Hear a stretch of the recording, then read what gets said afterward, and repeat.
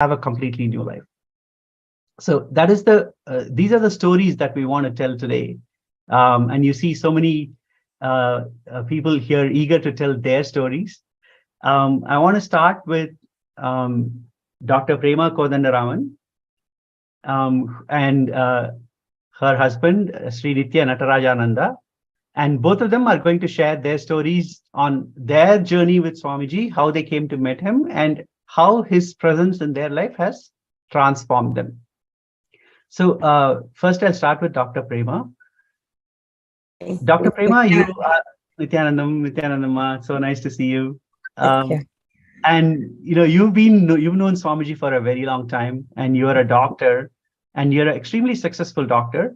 So one thing we want to know is how Swamiji's teachings about him and related to Hinduism, his teachings about health and mental health and understanding, how that has evolved you as a doctor and how it has helped you be a doctor. Can you say a little bit more about that?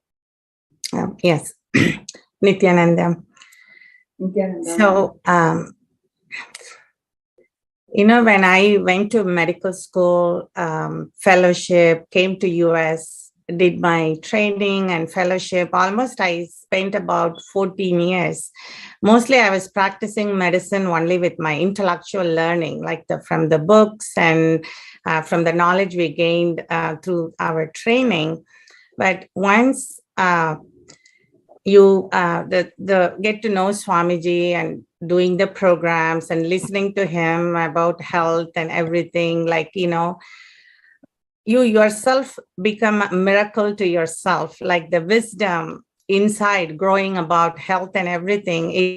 It changed the whole even understanding of health of the people, like understanding like how what's medicine is, like the way you practice, the way you approach, the way the diagnosing, treatment, everything is totally different. And the work, it becomes so effortless, and so many things, so many incidences I want to share.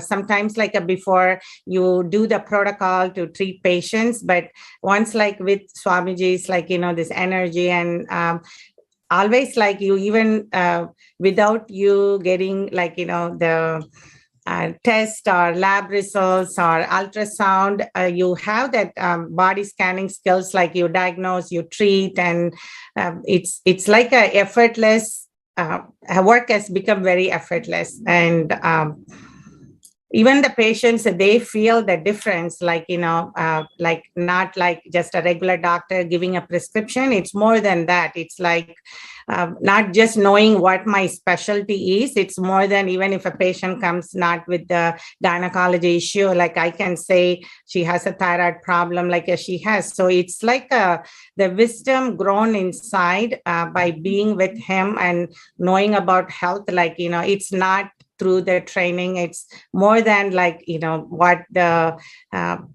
colleges and the universities teach, so that it's different. Great, Ma. So I know you've been with me a long time, and can you say something about your journey to being a Karta? You're already a Sarvagna Pita Yajaman. Can you say something about how your journey to being a Yajaman and then your journey to being a Karta has enriched your life? How has that changed your life? Yeah.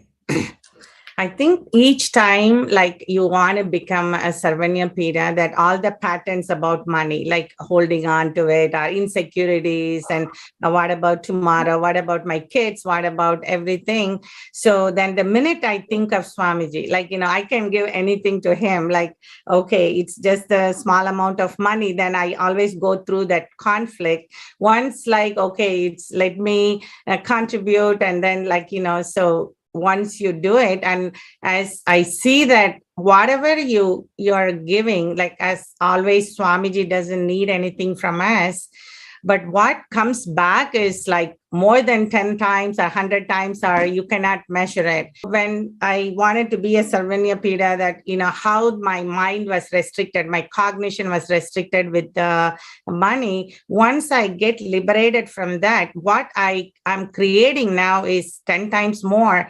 And I don't have those. That karma is permanently removed from me.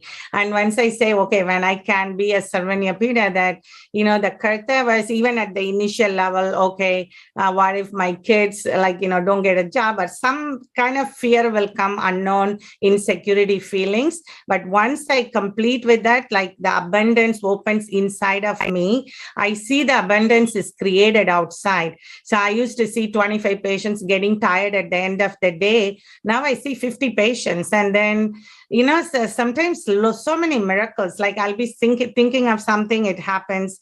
So like even to hire people, I'll be struggling with hiring people. Now, like they are just walking into my life, whether I hired a new doctor and a new nurse practitioner, and even the help I want, like the minute I kind of think about it, think of Swamiji, so that abundance is, the more I contribute, I see the abundance. I'm not giving it to Swamiji. I'm actually blessing myself. Whatever I was suffering with, I need to this much work to create this much work to do. Now it's like there is no counting, there is no thinking, there is no effort, there is no and then I say, hey, like it's not just Swamiji wants anything from us. He's taking out our own restrictions and our own patterns of restricting wealth, and it's not always hard work to create it. And you can create by you cherishing abundance inside, the abundance happens outside. So that's why I'm happy that he gives me the opportunity to do that. That's great, Ma. I think this is the testament of Swamiji and also the ecosystem that he has created here in LA that allows for people who even come to the temple to feel this and get connected to Swamiji. Thank you for sharing it. Very quickly, I know you have a great story about how you met Swamiji for the very first time. And that's a very sweet story. If you could share that with others, that I would really appreciate it. Yeah, I always like to share my very first experience with Swamiji. I really will make it brief because I made so many videos about it too. Like before Swamiji, the life was so routine, going to college and coming home, relatives, eating, sleeping, getting lots of degrees and focusing on it. But I know only my workplace, the hospital and house. I'm not a person who goes out to meet people, or I'll never meet a new people quickly, like it's my home or my work. I know I always how that compassion of Swamiji, to come to the workplace where I have to see one of his disciples as my patient, and I had to do a surgery. And in the waiting room, Swamiji with few other disciples were waiting as a family to her. And I just went and casually met him, shake his hands, and started talking to him in Tamil. And then he said, oh, where are you from? I said, my grandparents are from Tiruvannamalai. He said, oh, you're from Tiruvannamalai. I'm from Tiruvannamalai. So those introduction, even though it was very casual and friendly, and that kind of turned my whole life like an instant connection and an instant love. And I don't know who he was, but I never met something like him in my life. That curiosity grew. And then I just started going behind him in LA, everywhere, reading his books, listening to him. And it's like I was a stone and he made me like a statue, but it was so no pain, no effort, no effort on my side. The instant love has grown into a unlimited love towards him. And I know Swamiji showers back millionfold. So if it was not a hospital, I was wondering where could have I even met him? So even his grace, avan arulale, avan thalpaninde. So that's, I think it's this life's blessing to meet Swamiji in that way, that from that point, I was not focusing more on outer world. I started focusing, okay, it's all inside of me, in me, and Swamiji revealed so much for my transformation. That's so beautiful, Ma. And I wanted to translate the sentence that you said, Avan Arulale, Avantal Vadangi, which means even to fall at Swamiji's feet, to worship him, you need his blessing, right? So I think the key thing is everyone who is here in today already have received the blessing. So we just have to fall at his feet. That's it. I think that's the key thing. Anybody who comes to in contact with Swamiji, who's heard about him, watched a program, he's already blessed you. We just need to now take that blessing and make that a reality in our life. It's a very simple step forward. You take one step, he takes the next million steps towards you. Thank you so much, Ma. That was so beautiful. Now, I would like to ask Sri Nithya Natarajananda to say a few words. I know he's an entrepreneur and he is a really successful entrepreneur in the LA area.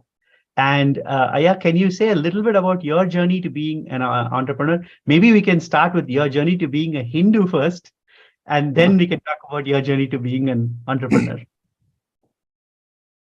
If I might add here before Sri Natarajananda starts, he is also the force behind Dr. Prema Kodanraman. But she is the doctor attending to the patients. He is, the person who takes care of all the other sundries, all the other aspects of their, business and, things like that. So together they have a beautiful journey with Swamiji's blessings. Yes. I would definitely say that because of being with Swamiji, we definitely are a force behind each other.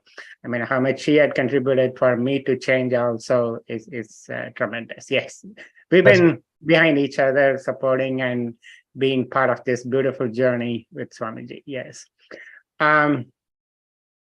Like Muktika was sharing at the beginning, and I also grew up in a Hindu family, but my formative years, I was agnostic, being part of the Dravidian movement, didn't care about, because nobody has introduced me to Hinduism, right? What it means. Nobody was there to answer my intrinsic questions about life, spirituality, and more importantly, Hinduism, deity worship, and all that. And but I was like any other kids growing up in India. You follow your parents, but you were not at the being level connected, because you didn't at the intellectual level understand the context, what it means to be a Hindu. Until I met Swamiji through my Prema meeting him, and then she brought me in. Everything has changed. It actually goes to speak about the importance of Kailasa. If one person like me who grew up in that environment, even though I grew up in India, I was so ignorant, right? It's so important that the Kailasa as an ecosystem has to reach. And everything we could do in our capacity, with our time, talent, and treasure, to ensure that happens is our number one priority in life. Just okay, what does that mean to not only understanding Hinduism, but once I started imbibing his teachings, his cognitions, how I changed all my patterns and started manifesting. Just give you one example, I used to, just like my dad, was just an engineer, like a software engineer working for a company 9 to 5, a typical Indian-born employee in the US. That was my life. But since Swamiji, I literally do 10 different things. It's got nothing to do with my bachelor's education. It was nothing to do with my master's education. It's all about life. But everything from running a practice to real estate and other entrepreneurship, and how I conduct myself. And I take, there cannot be a better CEO than Swamiji as the cosmic CEO. I've been with him running Sangha meetings, for example. That alone, that from micromanaging to the detail to the macro view of how he was able to transform that to the people around him, right? And that to me was the biggest takeaway for me. So I could apply that in everything that I do. The 10 different things that I do, 10 different hats that I wear, the principles, the approach, the inner space with which you approach your responsibilities, completely transformed. So that's an example of how the Hindu way of living, being part of the Kailasa, has affected me, has changed me personally, right? So every day I think about, hey, if I can benefit like this, there are literally billions of Hindus and billions of other people who are seeking something like that. And that's why Kailasa is so important. And we are so blessed being part of the Kailasa Los Angeles. I can share stories about how Swamiji started the temple, the programs he conducted, the personal space that he shared with us. Amazing journey, and I'm extremely blessed and full of gratitude for how he had transformed me personally. Yeah. Thank you, Aya. Could you say a little bit more about, you initially touched upon this relationship between Dr. Prema and you, right? And I wanted you to say a little bit more, maybe both of you, both Dr. Prema and Kumaraya, you can talk about how being with Swamiji has evolved your relationship with each other. Because I think that's a very important part of life that we tend to miss out on. Like, people don't understand how Swamiji doesn't transform you at work, transform you in terms of wealth, but also health and relationships. Yeah, even a couple of days ago, there was a family discussion about love marriage versus arranged marriage, right? And in that context, we were obviously arranged marriage, but we in fact, one of my friends used to say, hey, you fall in love after the marriage in the Hindu tradition, kind of thing. But after Swamiji, and probably about, we were 10, 15 years into our marriage before we met Swamiji.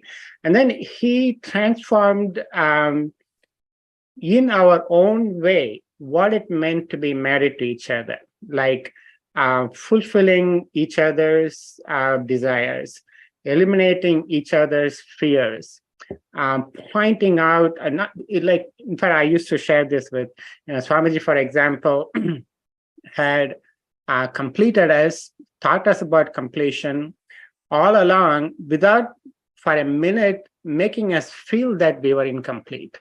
Right? It is such a profound way of transforming somebody. And that's how I see our relationship as husband and wife, as parents, transformed. Yes, there will be like a typical marriage, there will be disagreements, words exchanged and all that. But those, it even to cognize that, hey, when, yes, like Prema was talking about, when you are trying to chisel a deity out of a stone, there will be pain, right? That actually strengthened us. They strengthened the relationship and made us to realize exactly what it means to be married in a Hindu lifestyle. From the way we cook, from the way we deal with our kids, from the way we deal with our outer world responsibilities. It's amazing, natural, organic growth along the way. I mean, I would, I talked to a lot of my friends about, hey, this is, in fact, we watch Sita and Raman almost every day lately, and we take that as an example, how they live the Hindu way of married life. And every one of the Sanatana Hinduism's principle about family, married life, and all that has definitely shaped our own personal life. And I think to add there is, being part of the ecosystem, how that has evolved all this for you, right? Can I say a few things? Yeah. I think before it's unconscious, insensitive, emotional, attachment. Once Swamiji comes, the signs of completion.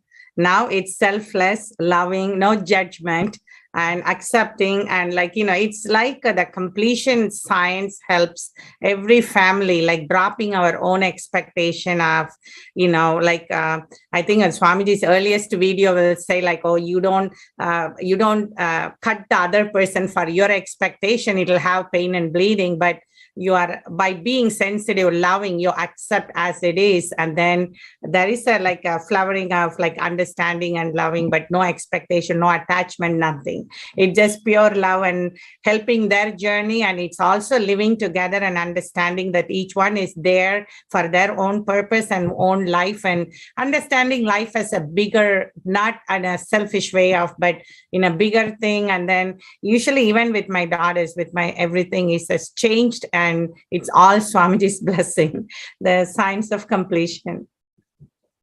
It's beautiful.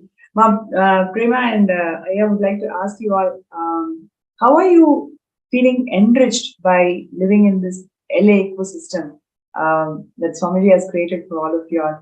And how is that journey been? See, LA is our family. Like in LA, temple is our being, our soul, where Swamiji lives, where Swamiji's energy is. I think like I feel all our LA Sangha is more than anyone else. It's like a cosmic family. And no matter what, like you are in the outer world, what you feel sometimes, like, you go back to temple, it's like an instant charger, like instant enthusiasm. Like, you can't even compare. To be very lucky to be in LA and to be part of our temple, and to LA is like, gave us a lot of miracles, to meet Swamiji, to be seeing him physically for a long time, and then to be part of our temple. And we have the great, like, the Mahant and Sri Mahant and like all our devotees, like, it's such a beautiful ambience, like Vata Varna for us to continue to live Swamiji's tattvas. Beautiful, Ma. One thing I want- would you like to share your experiences and how are you feeling empowered by living in the ecosystem that Swamiji has created? Actually, being part of the LA Kailasa over the years, it extended my, what I previously talked about, taking ownership of something and taking it to completion, no matter, whatever failures that comes along the way. That the enrichment that happens inside myself to take on tasks that you wouldn't even dream about taking on before. The renovation to when we install the new deities, how we were able to manifest so many things. It's just like 0.5% of what Swamiji did when he initially started the temple. But what I clearly recall how me being part of that effort allowed me to go beyond my limited view of what my capacity was, what I am capable of, what I'm achievable, what I could achieve. All that broke. I could deal with, the day laborers on Home Depot, all the way to collecting funds, to, working with the crane operators to install the deity. It's an amazing transformation with myself, and I see that every day. So every time we go there, you walk in the door, you feel like, hey, I'm home again, kind of thing. So that's the kind of Vadavarana that temple carries. That's beautiful. Yeah, I remember, like, in LA, I met Swamiji like a teenager. Like he came in and like very easy, and how he put all his time, energy so close with devotees.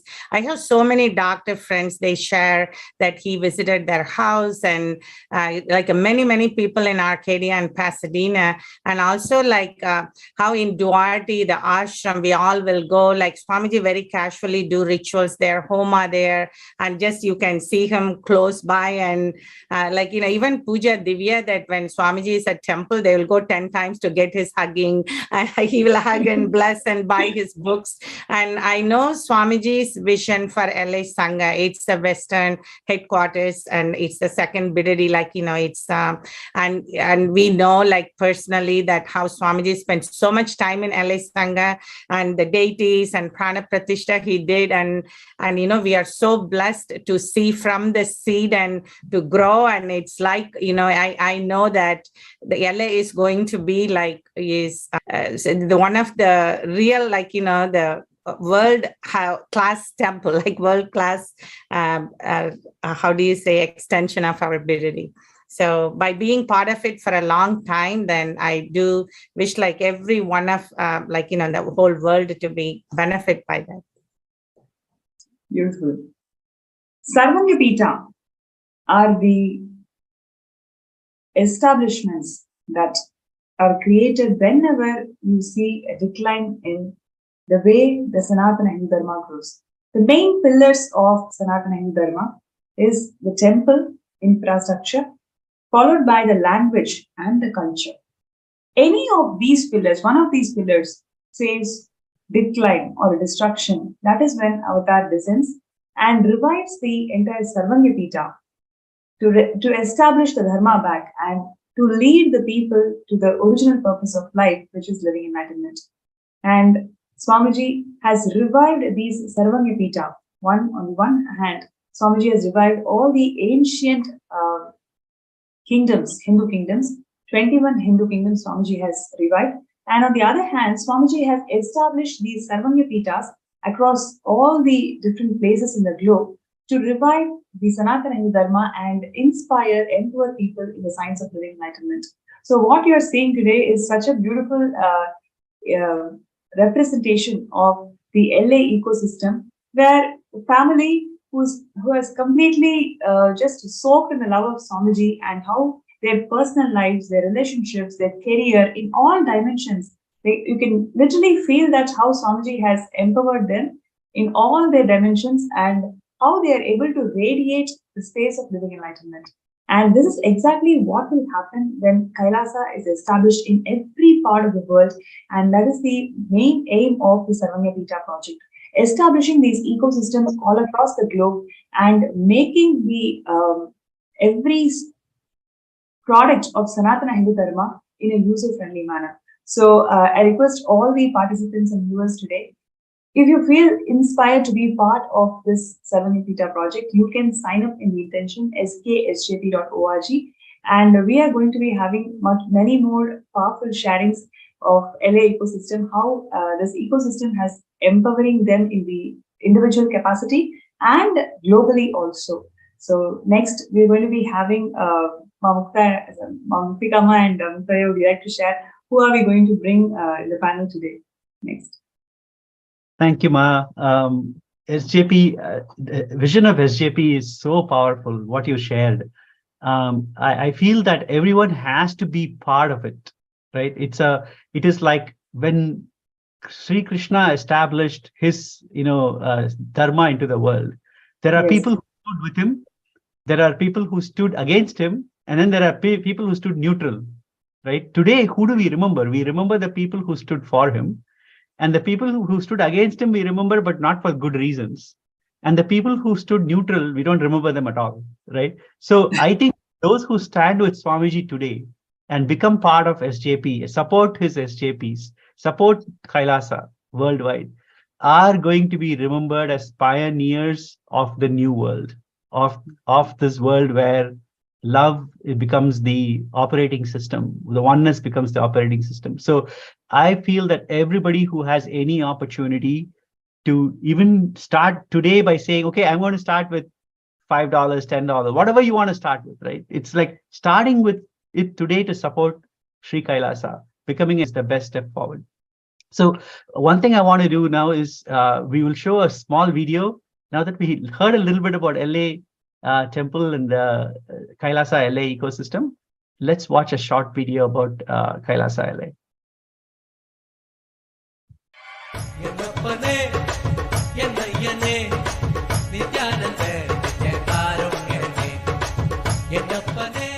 Inaugurated in 2007 by His Divine Holiness Bhagavan Sri Nithyananda Paramashivam, Nithyanandeshwara Hindu Temple Los Angeles is a growing spiritual ecosystem in the United States. As Tirtha Sthalam and Punya Kshetra of Nithyananda Sangha, this temple is the home of more than 50 deities, including some of the largest murtis of Rajarajeshwari, Venkateshwara, Sadashiva, and Parashakti. His Divine Holiness himself performed the Prana Pratishta and Kumbhabhishekam rituals during the temple's inauguration in 2007.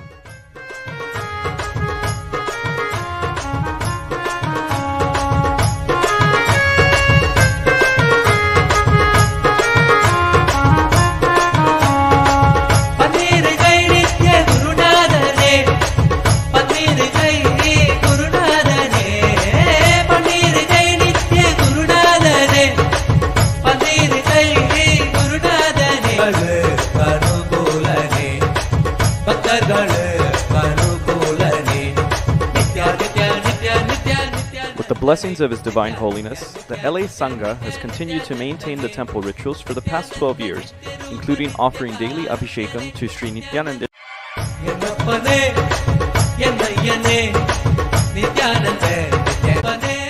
Inaugurated in 2007 by His Divine Holiness Bhagavan Sri Nithyananda Paramashivam, Nithyanandeshwara Hindu Temple, Los Angeles is a growing spiritual ecosystem in the United States. As Tirtha Sthalam and Punya Kshetra of Nithyananda Sangha, this temple is the home of more than 50 deities, including some of the largest murtis of Rajarajeshwari, Venkateshwara, Sadashiva, and Parashakti. His Divine Holiness himself performed the Prana Pratishta and Kumbhabhishekam rituals during the temple's inauguration in 2007.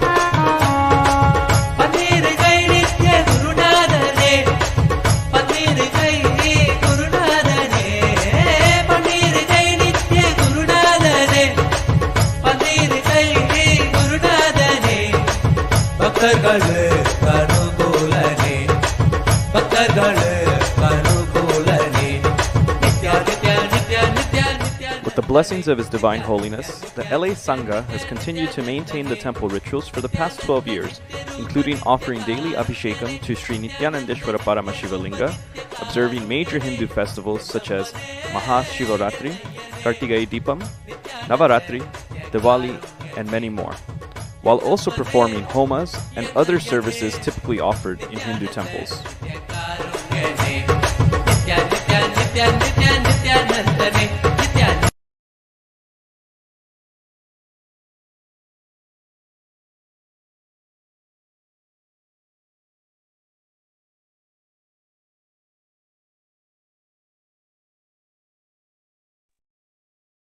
Okay, thank you. Thank you for the video. That's such a beautiful video. Now, can we can go on to Dr. Peter Bloomfield, who is also a Karta of Sarvagnya Pida. And Dr. Peter Bloomfield would love to talk to you about your experience. I know you are born, when you were born, you were not a practicing Hindu. And over a period of time, you met Swamiji, you started practicing Hinduism in your life. Can you say something about that journey? Yeah, sure. Thank you, Sri Mukta. Thank you guys for having me. It is a pleasure to be here today, this Los Angeles panel. So yes, I was, unlike the people who have spoken previously, I was not a born Hindu. And I was born into a kind of Catholic slash Protestant family, but mostly agnostic and almost atheistic. So I had no real spiritual context for the world and was just going through material world. And then basically in my family was pretty much on the same page, right? So then I had just kind of spontaneous spiritual awakenings happen. And then I didn't know it at the time, but it was intense Kundalini awakening happening. And the world just started to look different to me. And I started having a number of mystical experiences where I experienced, I could just tell I was experiencing the world differently from everyone around me. And sometimes it was in a really blissful way, and sometimes it was in a scary way, all different types of ways. And I started to look into spirituality and still didn't really think much of Hinduism. I started doing yoga, but even yoga is often painted as more like Buddhist almost. In every yoga studio, there will be like a Buddha. So then it doesn't really connect to Hinduism as it's offered very much throughout the West. So then I started doing various spiritual paths. I tried out many, many different things. And I was having, I could say really powerful experiences, but I always knew, I was like, this isn't quite it. You know, I'm enjoying this part of the ride, this part of the journey, but this isn't my, you know, this isn't my coach all the way home kind of thing. And so I was still kind of looking all the time. And then I met someone who was a strong, very committed disciple of Swamiji, and she was just had this extra layer of bliss to her. And then I one thing, led to another in terms of experiences, and Swamiji knows how to speak to our listening. And I got the clear message that I needed to go meet him. And then, once I saw him, it was the end of the story, right? I was just finished. So I had no traditional Hindu backing, no traditional Hindu background. And even when I became Hindu, it was more like I just became with Swamiji, right? And then by definition, that meant Hindu. But it was my love and connection to Swamiji that was the basis for that shift in me. And then it just became natural to say, okay, then yeah, I'm Hindu. if being with Swamiji and following what he says and just enjoying him means being Hindu, then I'm for sure Hindu, right? And so I didn't have what that meant. But then as time has gone on, I've read a bunch of books. I've studied the Puranas. I've had experiences with the deities and all that, and I've really gotten a very clear sense that the experiential reality that is pervading and permeating the world is taught from Sanatana Hindu Dharma, and that it's the ultimate, it's the ultimate way to relate to the world and the existential reality. So it's a very big shift for me. And even at the hospital, when I'm working, even when I'm not wearing these things, people know I'm different. And part of it is the accent, and they try to put like where are you from? Like, what are you about? And then part of it is just the way I talk and the way I relate. It's just so different from how other people are relating. And then they're like, so like, what are you? Right? And I'm like, oh, I'm Hindu. And they're like, oh, really? I didn't know you could do that almost. Like, that's like shocks to their system, right? And then if I ever wear the kumkum, they ask me if it's Ash Wednesday. And I'm like, well, it's not even Wednesday, so it can't be Ash Wednesday, right? So people have trouble figuring out, what that's all about. But I feel, for me, that shift to Hinduism is just so foundational to my life and to my, stepping into the reality of who I am as an Atma, who I am as a being. And so, I enjoyed every step. I think, there are many people out here that are watching that were not born Hindu, right? There's some that are born Hindu, some are born Indian, Hindu light, all different stripes. But I think when Swamiji came, he brought so many people here with him to make this Kailasa happen, to make this Satyuga happen. Many of us were born into non-Hindu backgrounds, right? And so I feel the people who are born in a Hindu background are very blessed to have everything. I know there's all kinds of other nuances and aspects to it. But even those of us who are born in a non-Hindu background, Swamiji's calling to us as well, right? And when he calls us, he can call us really, really strong and really hard. And so I didn't, invite anyone out there, regardless of your background, you can become an extremely strong and committed and realized Hindu in this life. Because you have Swamiji, everything is fast track, right? And he can clean out, all kinds of things in your DNA, and you just become a Nithyananda Gotra, right? And so that's been my experience. And I think, it's a possibility for anyone who's in a human body on this planet who has the cognitive capacity to run to Swamiji, they should get up and run like that. That is such an amazing story and journey from where you were born to becoming Nithyananda Gotra. So thank you so much for sharing that. I want to ask you, you're on your journey, you're now a Karta, and that's a beautiful journey. And can you say a little bit more about how your journey to being a Karta has evolved you and, grown you to this level? Yeah, sure. And I'll say, everyone comes from a different wealth background.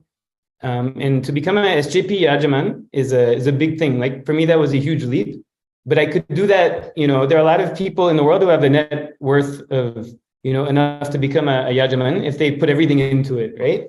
So that's one who can become a Karta, right? Not many people are sitting around on $1 million and all that. Still, it's a very big sum. So even just to become a Karta, there's a vanishing number of people who can comfortably do that, right? Very small number, and then still a very small number of people who can do it if they put all their chips there, right? And most people, if they put all their chips there, they cannot become a Karta anyway, because not that many people have that many chips, right? So to be a Yajaman, I just had to put all my chips in and say, okay, fine, let's see what happens, right? But then to become a Karta took something else, right? And I didn't have a strong cognition that I should become a Karta, but I knew I wasn't done with Swamiji, and I'll do whatever he wants and whatever it takes and all that. I'll just do it. And so I got the combination of a logical investment that I think should make sense logically, And then Swamiji had mentioned in a little bit tangentially in a satsang, and whenever it's something like that, I like take note and write it down. Oh, Swamiji gives blessings for this. Okay, good. And then I had a direct darshan of a deity, right? All saying the same thing. And so I said, okay, fine. Whatever chips I have left and have, because once you become a yajaman, you'll get more chips given to you, right? So you just naturally will come into more wealth. So I took all that and I'm like, okay, fine. I'm get it from all sides, logically, cosmologically, everything. I'll just put all this into this. And then boom, suddenly like, oh, I can become a karta. And at the time when I could become a karta, or when it was time, I could have become, I had more than was needed, right? And then I had when it was time to give, I was reluctant to give, and I watched as it start to melt away. And just in time, I was like, okay, take, put it. That's good. So that was a whole other thing. But and I can't say it was an easy and smooth internal process. I'm laughing about it now, but at the time it was very different. But by through that process, the whole attachment to money and the whole drama around money just gets melted. So now I know, like, someone could say, what is your wealth? Like, how much is in your bank account or whatever? And I'm like, I have this much, it's fine. But I just know the whole system is cleaned out. I just know whatever I need, it'll just come. And it's kind of like fun to watch. So like last program, I was sort of invited to declare for Ishwara, right? Ishwara is the next level after Karta. And I was like, okay, fine, I'll do it. Because no problem, because then whatever, I'll just line up with Swamiji and somehow make it happen. And I get to kind of sit back and watch it. Because for anyone out there, most of us have money issues, right? Mm-hmm. Most of us are born with intense fear around money and all that.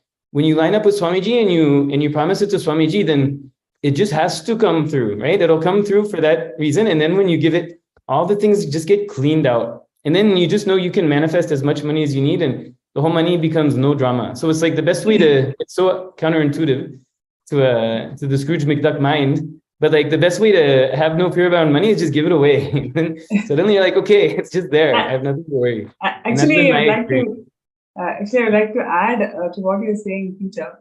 Swamiji recently shared that there's not a single person in this world who became bankrupt by giving. Only when you spend, you may become bankrupt, but when you give, you're only showered, right? When you are sharing your journey, what Swamiji has told, like you became a Sarvangipita Yajaman, then you started your steps. If I'm correct in understanding what you said, you started your steps, and over a short amount of time, you actually manifested the money that's required for Sarvangipita Karta, and maybe even more than what you require. And you went through that internal process of, dropping all the insecurities and fear, whatever is stopping you in this journey, dropping all of that, and jumped it to become a Sarvangipita Karta, and now you're working for Pitadishwar. That's like a quantum jump, right? Like literally how Swamiji is giving that shifts and breakthrough within each and every person. Even from the space of giving, you're only showered more and more and more. Yeah, absolutely. And it's funny, people who win the lottery, they usually end up like bankrupt and depressed, right? Because they get this money they didn't earn, and then they spend it all, and then they just feel miserable, right? Whereas when you sign up to be a SJP or a Karta, then the money will come to you, you'll earn it one way or another, and then you'll give it away. It's the complete opposite, right? So you end up, you may not have all this money in your bank account, but you have complete freedom around money, right? The people who are given all this money and then they just blow it and waste it, right? Thinking it'll make them happy. Instead, they end up unhappy and broke too, right? So, so when you're in the space of giving it away, you end up, you become like this, just as like they talk about a magnet, right? You just know the wealth will come to you. Then you have complete ease and freedom. It is such a gift. I know it's hard for me to say now after the conversations we had about a year and a half, but it's such a gift to give it away. It really is. It really is. I know convincing, but now I know experientially, right? I know the value of it. So thank you for that. That's beautiful. Peter, so I would like to ask you this question. So what do you feel as the key, to have this jump from being a Sarvangipita Yajaman to Karta? What is that one element if you like to share with all the viewers? From your personal journey, what do you think that is really important, or one shift that all of us must have? Yeah, sure. To go from SJP from Yajaman to Karta. Yeah. I will say, you just have to feel, you should not feel satisfied with Yajaman, is what I would say. See, some people can say, oh, good, I've become a Yajaman. Now I can get personal time with Swamiji, or I can do this program or that program, right? Hey, they said they'll make some deity of me. Good, I can just sit back and I know there'll be a deity, right? And just relax. No, you cannot. That's not the way to get to Karta. The way to Karta is to say, I've just barely turned on the spigot of this operation, right? Let's put this to 11 and see what it sounds like, right? Let's go to next level. And it's like a form of tejos, right? Just like I want to continue to expand, right? And I have a complete excitement. So you can sit back and relax. Even if you're just Swamiji die, he'll come whisk me away to Kailasa, right? But you can say, I want to go to the next level, right? I want to bring this whole thing into the planet and have the exuberance and the enthusiasm of saying, okay, I've been able to support in this way, but that's not enough. I want to do more. I want to support more. I want this physical body to be useful for more and a higher level, right? Because I know when I do that, my whole system will get upgraded constantly. So it's a form of tejos, right? It's a SJP tejos, you could say. Should not be satisfied with Yajaman. There's next level. That's beautiful. And one of the things which I remember from our conversations, one of the things which you mentioned on your journey towards Karta, that you really want to move to the temple, move next to the temple, and be surrounded with the LA ecosystem. So that's something so profound, right? So, somebody is saying that, okay, I want to take this jump as Saramipita Karta, and I also want to be closer to the temple. That really shows that how much temple has influenced positively your inner space, and that makes you to take that jump. Somebody shifting houses and then wanting to be around the temple, so you can spend more time with the deities and contribute to the ecosystem more and more. So what really inspired you to take this kind of a content shift, especially coming from a completely different background and learning about Hinduism, and then taking care of deities and totally in this a complete 180-degree shift? So what really inspired you, and how what would you like to share with all of our viewers about how ecosystem is so important today for us to learn and enrich each other with all the values that Sanatana Hindu Dharma has given us? Yeah. Oh, that's a great question. And I feel we could talk about the Los Angeles ecosystem for days. There's so much material, huh? It's very rich. But I was before I moved here, I was living in Venice Beach, which is a very desirable, posh environment. And I had a good rent control. I had a great deal. I was basically living at the beach, just across the street from the beach, for very cheap.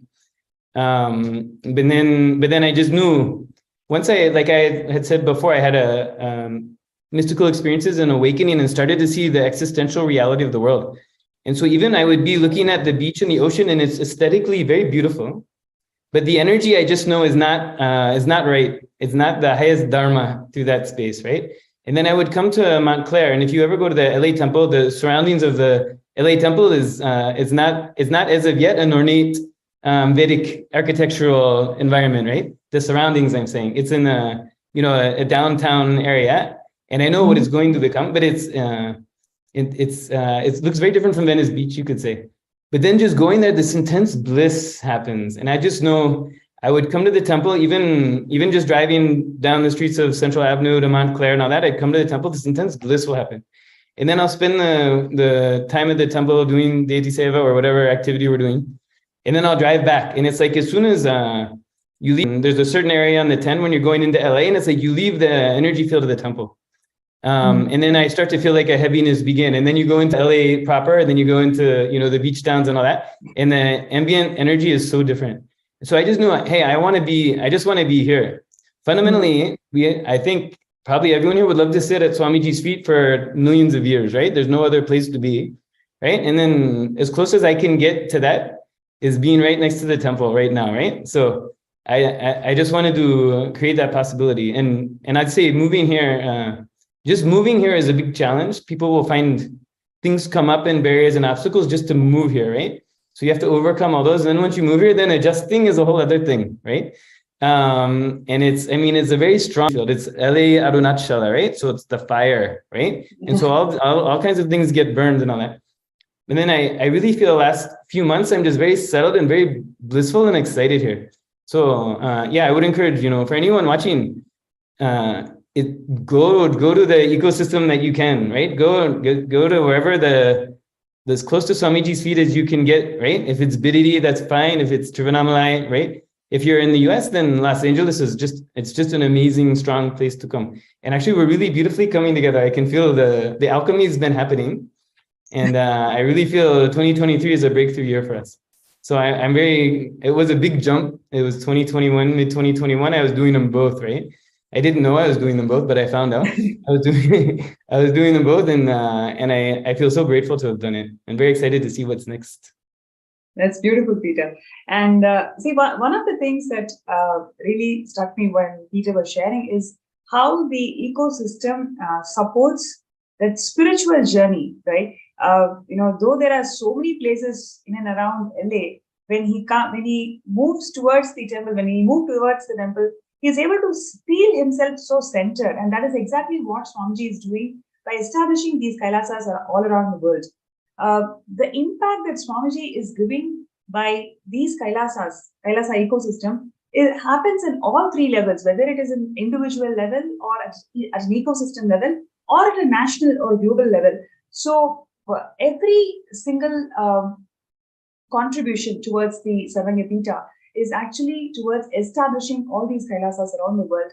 So would like to invite all the participants and viewers, if you're feeling inspired that, yes, this is a beautiful thing that's happening in the world, when world is facing so many issues out there, we don't have proper solutions for mental health even till today. We don't have solutions for hunger. We don't have solutions for so many other global problems today. But Swamiji is resolving all of these issues by providing authentic solutions from Sanatana Hindu Dharma.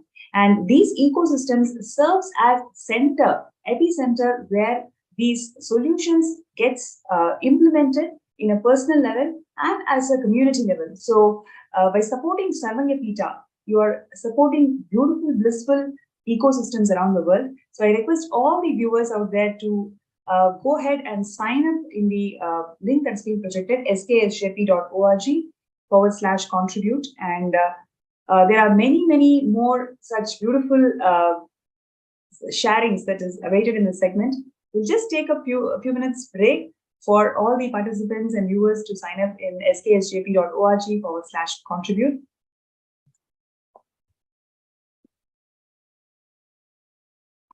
And if you have any questions towards LA Temple, or how do we become part of LA Temple, and what are the things that you can learn if you want to visit LA Temple, all these questions, you can also post them in the NPSM group that's been projected in the window. You can actually, the QR code is being projected, so you can scan the QR code.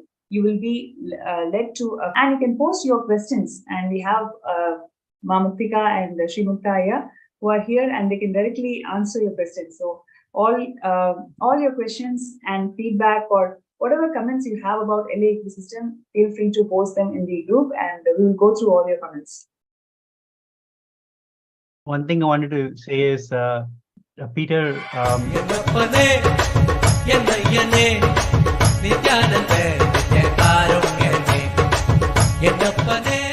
Inaugurated in 2007 by His Divine Holiness Bhagavan Sri Nithyananda Paramashivam, Nithyanandeshwara Hindu Temple, Los Angeles is a growing spiritual ecosystem in the United States. As Tirtha Sthalam and Punya Chetra of Nithyananda Sangha, this temple is the home of more than 50 deities, including some of the largest murtis of Rajarajeshwari, Venkateshwara, Sadashiva, and Parashakti. His Divine Holiness himself performed the Prana Pratishta and Kumbhabhishekam rituals during the temple's inauguration in 2007.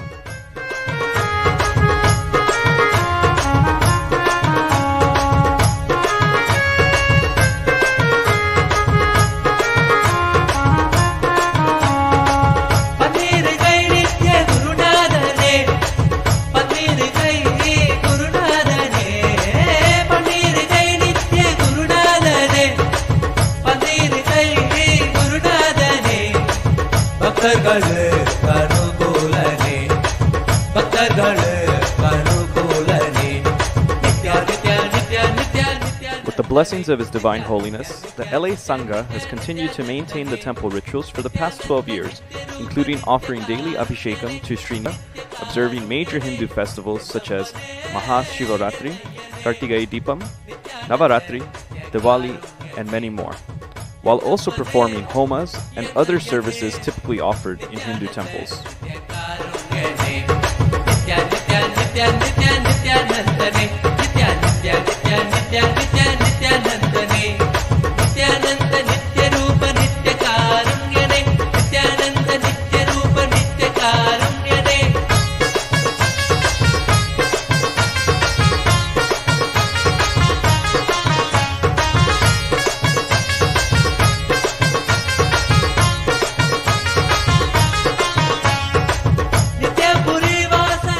The temple also hosts a variety of events throughout the year that contribute towards the enlightenment ecosystem.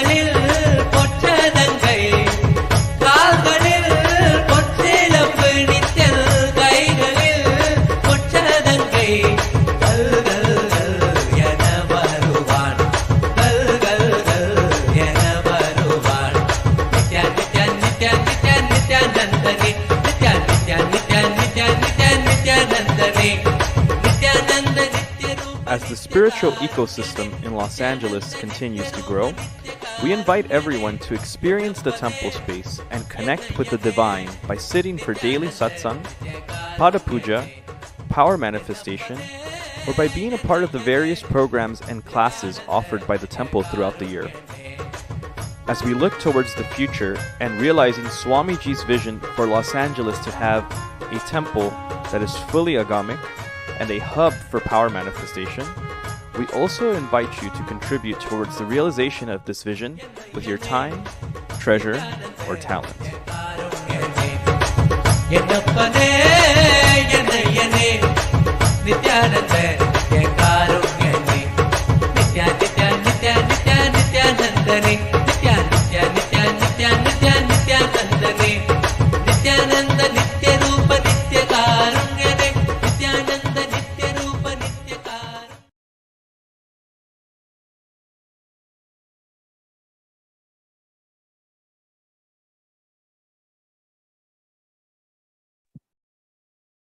Yes, that's really a beautiful video. Like, just you can just feel the energy and the celebration that happens in the LA ecosystem.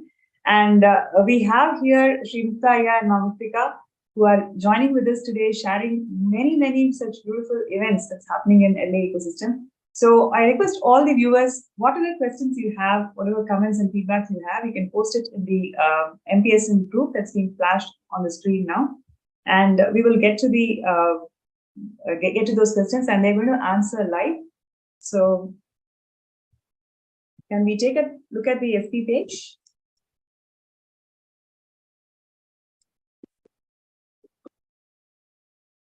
So while we are taking a few minutes to go to the FB page, I have a question to both of you. I mean, how has it been the journey, the whole journey of being with Swamiji for more than a decade? 2 lines, if you would like to summarize as a couple, what would you like to share with us? Isn't that one of the most toughest things to do, summarizing in 2 lines? It's a journey of lifetimes. Somebody asked me, what have I gotten? I think I have achieved my connection with the cosmos by being with Swamiji, and having the cosmos, Swamiji himself, as the center of our relationship has made the relationship even better, even tighter. So I think it is having Swamiji in your life is the ultimate thing. I can tell you so many stories where there are certain moments where you need his teaching the most, and he's right there to deliver them. You're sitting there with him, and he tells you some truth that transforms you tremendously. I know we don't have much time, but we want to tell one story where we were both with Swamiji on our journey to Kailash. We were actually in Nepal, and we had stopped there for a few days. This was which year, Aya? Sorry if I may. 2011. Okay, 2011. Yes, got it. And Mahamuktika and I had gone on the trip together. And that was the first trip we were going on together with Swamiji. And for me, I had felt that, if this is a spiritual trip, we should behave like as if we are individuals going on a trip, not someone who's going together. So I would tell her, don't sit next to me in program. Don't sit next to me on the bus. Well, we used to go every day in Lake Feva. We were there, Pokhara, for like 7 days. Every day we would all go to do Pada Puja together with Swamiji sitting right in front. Then we would go to the lake, and Swamiji would get on a boat. He hired 10 boats. We all would get into the boat. We'll go to the middle of the lake, spend time with him. He would chat with all of us, and we come back.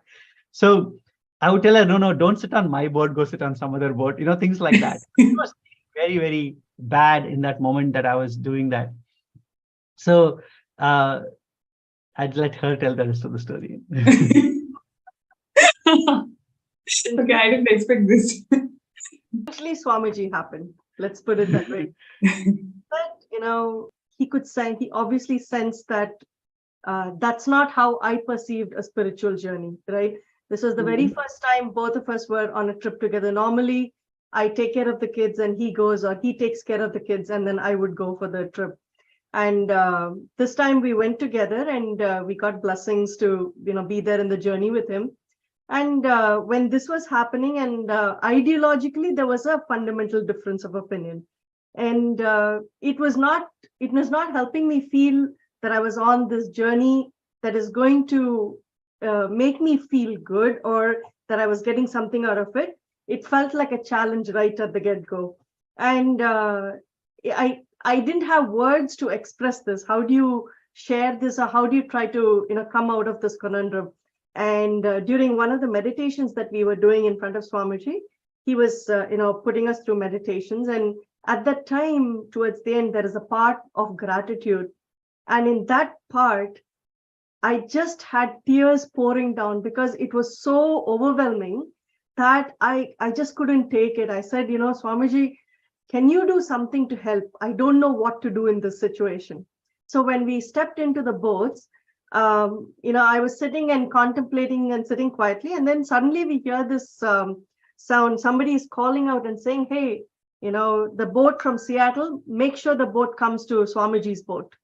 And at that time we were in Seattle. And so we went close by. And, I was craning my neck backwards to see, where Swamiji was. And then once we got closer, he was sitting, I still remember how Swamiji was sitting on the boat, and, he had his hand, under his chin, and he was looking outside. He was looking at everybody. He was looking at the entire space. And then, he said, at that time, my name was, Paramatmika. And so he said, Ma, you've been looking for me for so long. Come on, tell me what it is.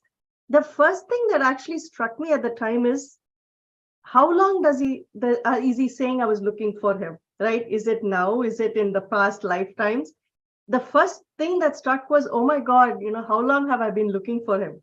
And then the second thing I shared immediately, I didn't need another invitation.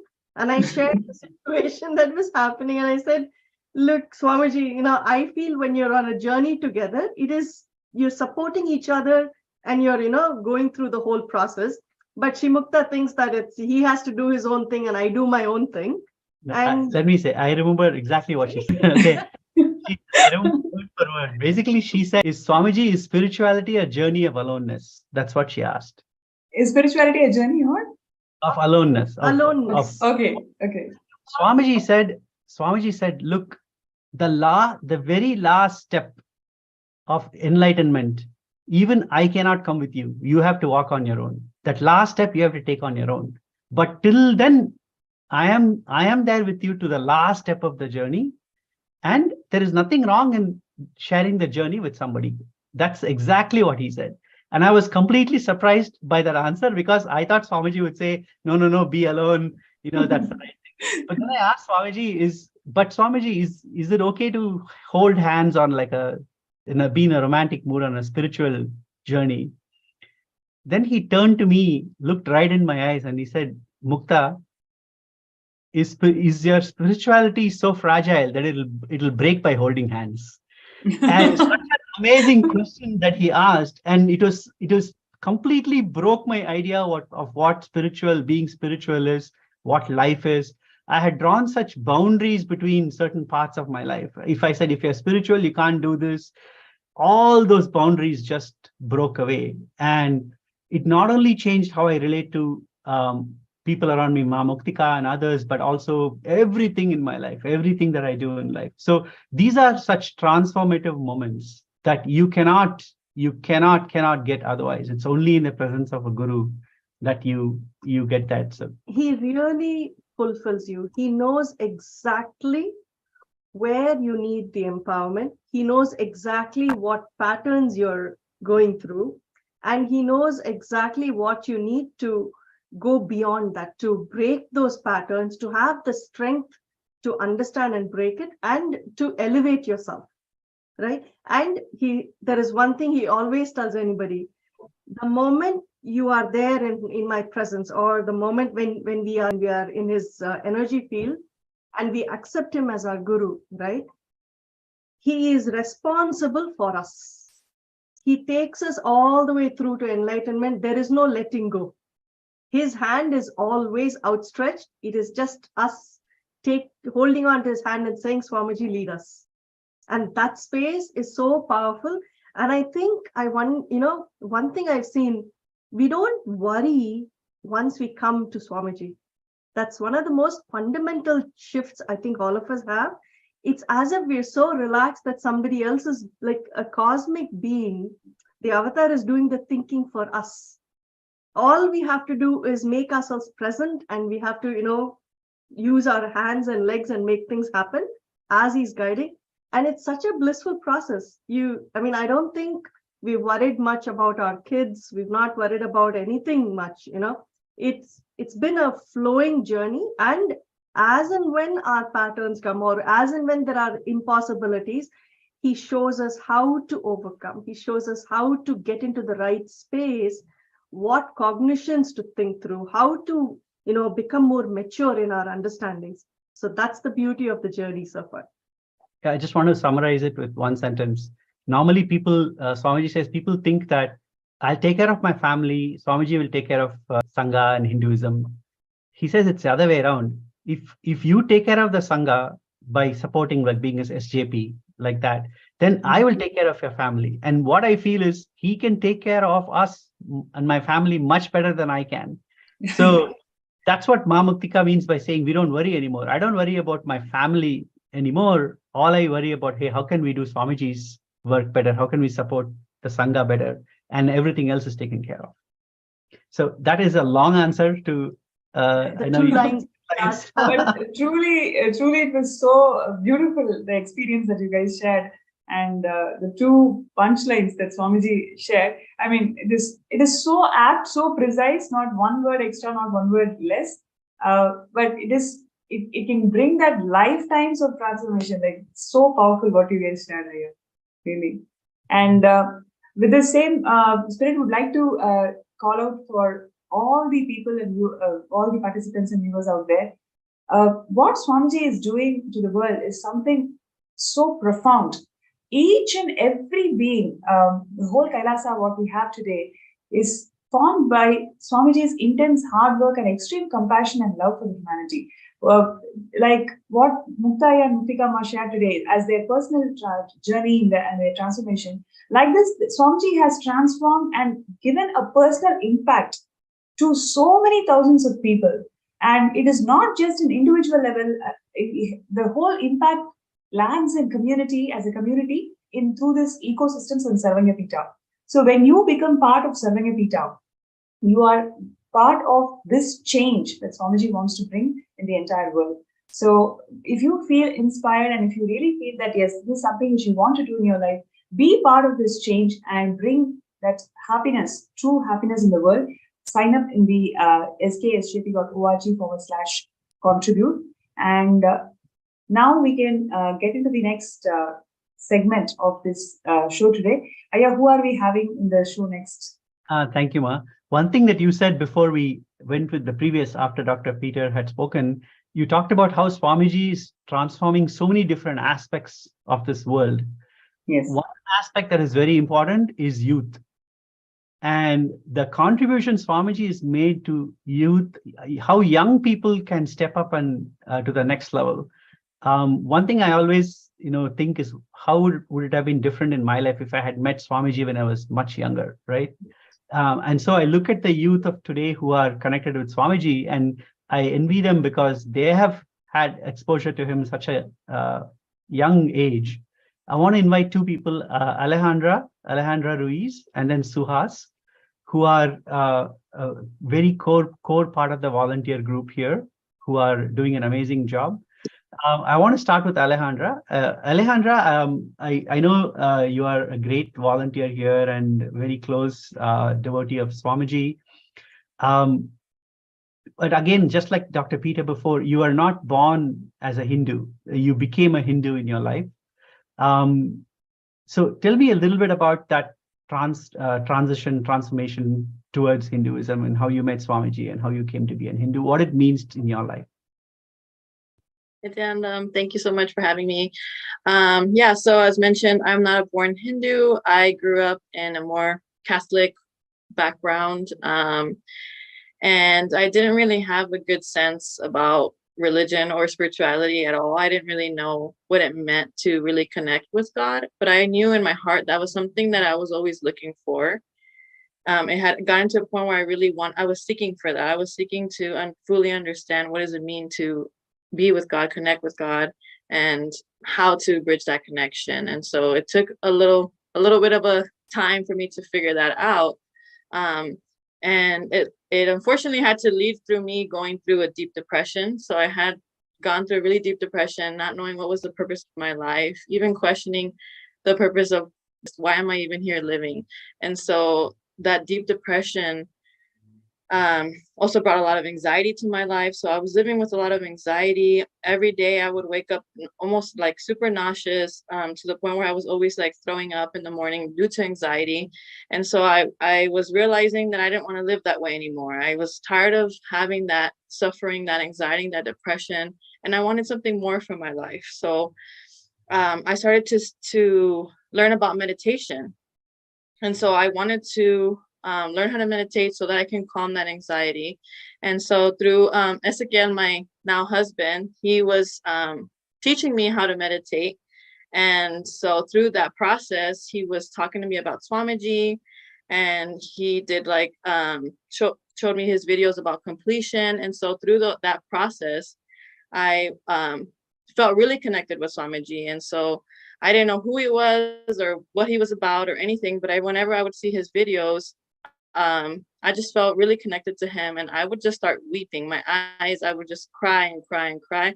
I didn't even know what that was or what it was for, but I used to just watch him, and I used to really like them, and I would just cry there. And it was just such a beautiful experience and just an instant connection. And so through that experience, I realized I wanted to explore more about Hinduism and what it was about and how I can get more connected. And so at that time I was living in Oregon, which is about 1,000 miles from where we are now, right? Near Montclair. And so I was in Oregon and got to do the Paramashivam level 2 online. And so after that, my whole world changed after that. I feel like I finally realized what it means to connect with God, Paramashiva, right? And to feel that oneness experience. And my life was different after that. Now I was like understanding that I wanted to center my life solely around this. So spirituality became the main pillar in my life that I knew I needed to strengthen. And so through that experience, I recognized that I needed to move closer to the temple and get as involved as possible in the spiritual community. And so the jump, right? It was scary for me. I didn't have a job lined up. I didn't have anything. So I didn't know what I was going to do, where I was going to live. But I decided to do it anyways. So I moved out here, and it did take me like a couple months to find a job. But now I have a great job, like 15 minutes from the temple, and I live 5 minutes from the temple. And so it's been just a beautiful experience to have that journey of becoming a Hindu. And so yeah. Awesome. Yeah, that's great, Ma. Now you're in your 20s. When you see other youth around you and what they are going through, and compare that to your experience and what you have gained, could you say a little bit more about any youth who is in the audience watching? What is it that they can gain by moving close to an enlightenment ecosystem like LA and being a part of it? Yeah, definitely. So what I've noticed just from seeing other youth around my age, so I'm currently 25. I met Swamiji at 22. Most people around my age, I've noticed that what they're going through now is what I was going through before, right? Which is that anxiety, depression, feeling like they have no purpose, not understanding why they're here, and just feeling lost. And so through connecting with Swamiji and through the enlightenment experience and the ecosystem here at LA, it just brings so much bliss to your life, and it gives you a space where you can be your authentic self and have people to accept you for who you really are, and feel that unconditional love from Swamiji, because that's the first time I've ever experienced true unconditional love is through Swamiji. And so that's what most of us are wanting and lacking in our life. And so if the youth can just open themselves up to that experience, I know they won't regret it, because I definitely do not. And I know life is just for expansion, right? And I've seen it in my own personal life, how I've been able to expand, even within the temple, being able to volunteer. I'm almost at the temple, I think, almost every day. And so just getting to be part of this community has brought so much bliss to my life. That's so awesome. Thank you, Can I Ma. ask a question to Ma Alejandra? Yeah. Yeah. So, Ma Alejandra, I wanted to ask, given the powerful experiences that you have been having the last few years as you've traversed your journey, how do you feel you are able to take this to the youth out there, right? Just like how you were sharing, there are so many out there who are looking for support, who are looking for help, who need some way in which something grounds them as they find their purpose in life, right? So how do you feel you would like to take it across to the youth, or what kind of support do you see happening in the ecosystems that Swamiji has evolved that will support you in this journey? Yeah, I mean, I think I can see there being maybe like a youth group at the temple started or something like that, which is something that I've been interested in myself, just like being a youth leader, showing for other youth how they also can be youth leaders, because that's how it starts, right? You see somebody and you get inspired and you're like, oh, I want to be like them, right? And I think me starting to now teach the Learnings from Living Enlightenment class, right? That's an introduction. And as to me as a youth leader, I can bring in more youth and share with them the Swamiji's words, right? And being able to bring that experience to them as it's happened for me. And so I think it's definitely also maybe going out into the community and going out to places where youth are currently hanging out, colleges, anywhere, right? Where they're just hanging out, or meeting them where they're at, so that we can bring them in, because I definitely think it's something that all youth should experience, because it's definitely not a good feeling, that lost feeling, right? It's not a good feeling. So I know how that is, and I think it's great to have that connection with Swamiji. That's amazing. Thank you, Ma. Thank you, Alejandra. Now we'll bring in Suhas. Suhas, so I wanted to ask you a question. So I know that when you were, Suhas is our son. So when he grew up with Swamiji, and of course he came with us to a lot of different programs, starting from a very young age.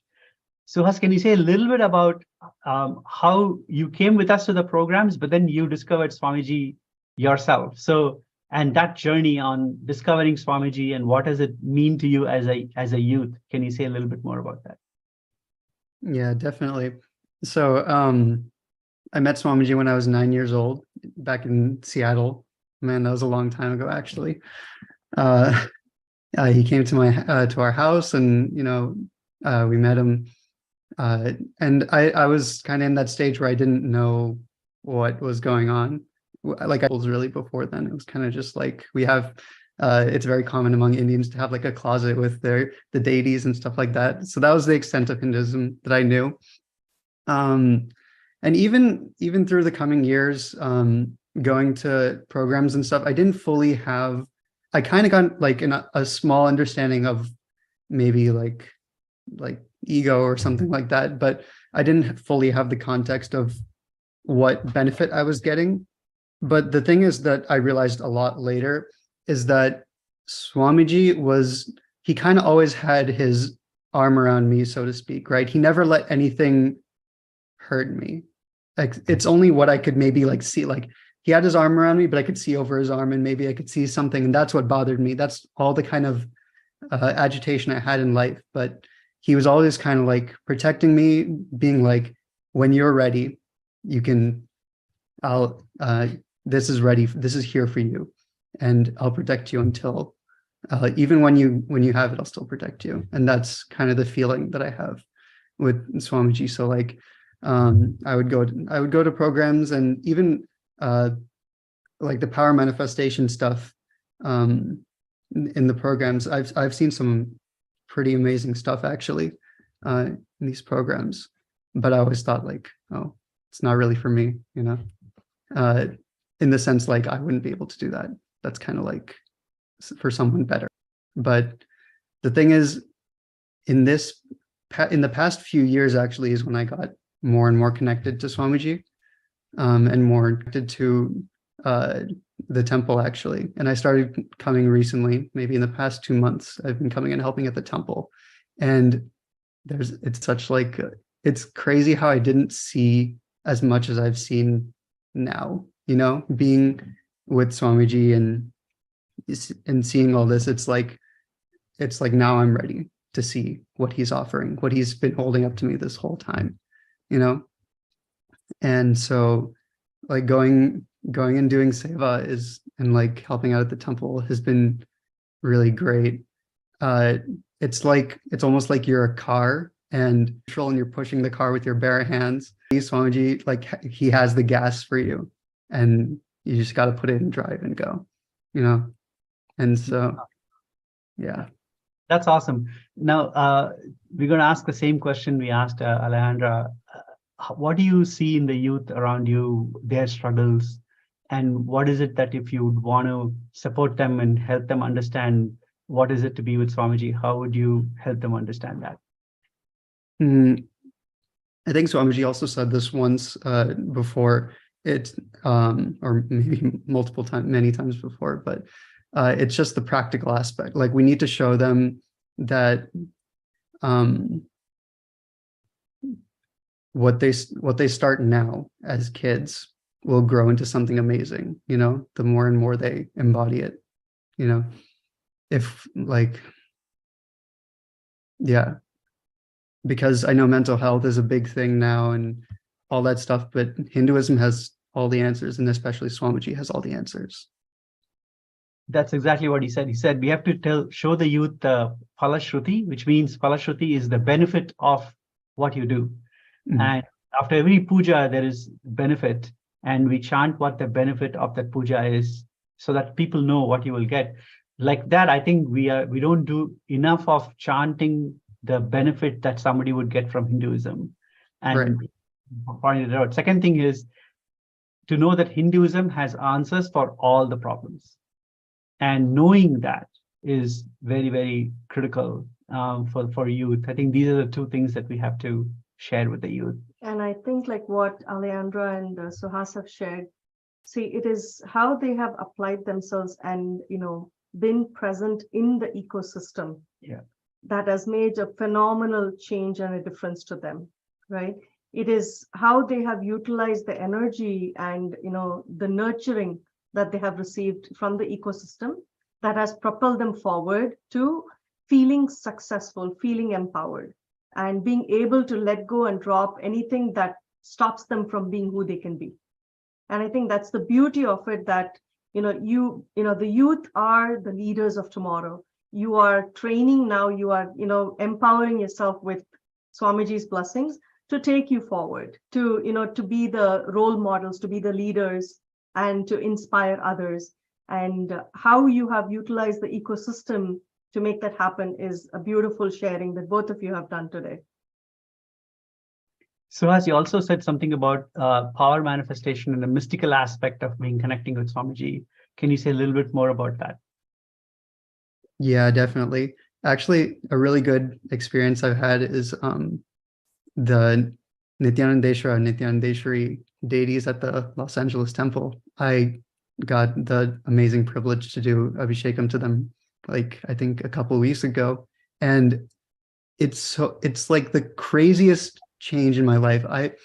I generally don't have choose to use my willpower a lot, but immediately after that, I started doing all sorts of stuff, like if I want to, I'll pick up my guitar and try to learn. And, I always just have this more of a vigor for everything, You also And- said something about if you think something, it kind of comes true. Oh yeah. It's a little bit bizarre, but the more and more I do stuff and the more I'm around if I'm in Swamiji sessions or something, the more I think things, the more they'll start to happen, and the more I say things, they'll start to happen. And I noticed turmeric has been manifesting on my face, even if I'm nowhere near turmeric. If I'm doing something for Swamiji, it'll just go just appear out of nowhere. It's honestly so amazing. That's amazing. And I know even Ma Muktika has been saying that all she has to do is think of something, think of talking to someone or meeting somebody or wanting something, and it would immediately manifest in her life. Yes. So yeah, it's such an amazing space to be in the Los Angeles ecosystem, with everybody who's here and all the hundreds of other volunteers who are part of this ecosystem. Every day they are making it an embassy for Kailasa, where we reach out to the whole ecosystem, we help others. By the way, we serve free food to hundreds of people on a daily basis, and both inside the temple and outside the temple. And obviously, the Montclair city has recognized Swamiji and declared January 3rd as Nithyananda Day. And we have a good relationship with many of the politicians, the cities we have diplomatic relations with the various cities here, including city of Paris and many other local cities, who realize that we are providing so much value to them as the enlightenment ecosystem. We are elevating the whole ecosystem. So nothing is better than being part of this. In fact, one thing that Swamiji said during his Jayanti that I remember which really fulfilled me. You always wonder, am I reaching my life's goal? Am I reaching this purpose of my life? Everybody who is till now supported Kailasa, who have been part of Kailasa, who have supported it, you have achieved your life's goal, right? You fulfilled your life's goal. And now you're all part of my victory parade, which is such a fulfilling feeling, knowing that you have done what it is that you were born, and you're part of that already.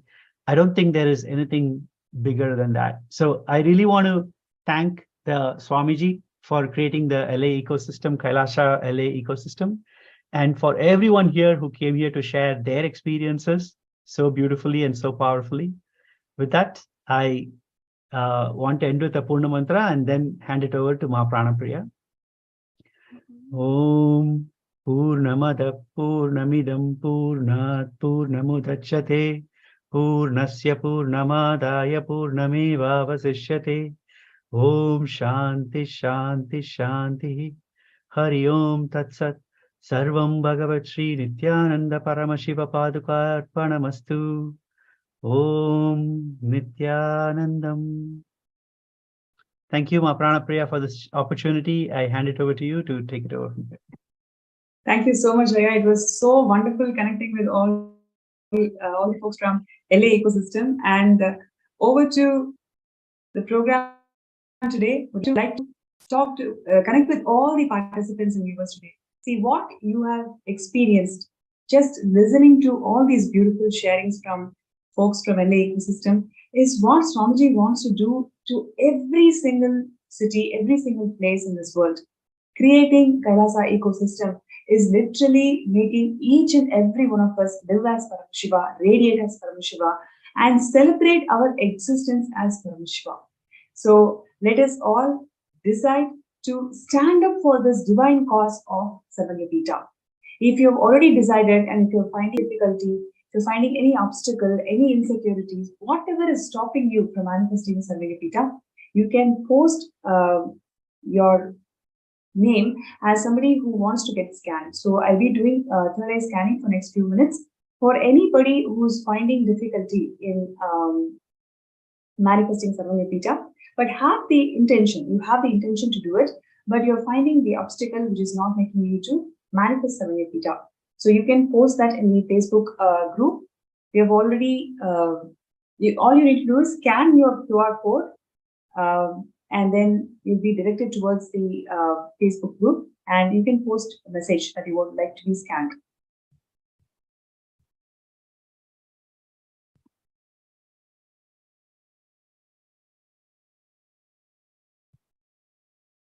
So see Ma Rajeshwari, Ma Kalahatigantananda, Jalanjanstananda, Ma Hinje, Ma Tanu Bhagat.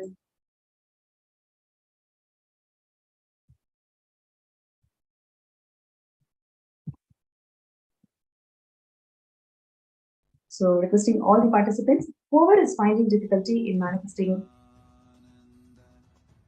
Sarvagapita, you can post your name as a in the group and that you would like to get scanned.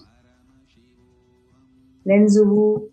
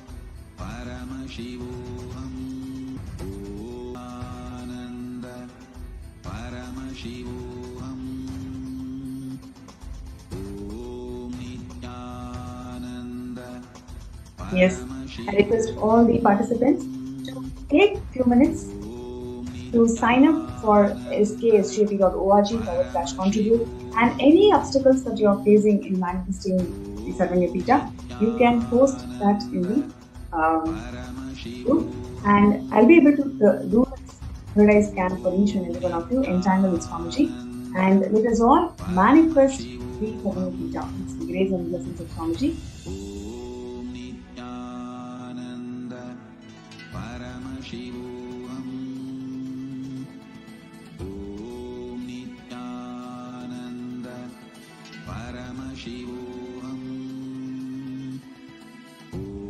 Okay, so we have Jun Namadeva Shivashakti from YouTube, so who has requested for a third eye scan. So I request Jun to please dictate, connect with Swamiji, and let us chant the Mahavakya 3 times.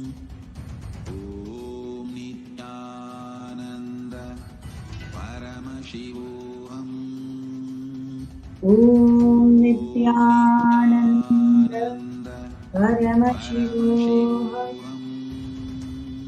Om Nithyananda Paramashivam. Om Nithyananda Paramashivam.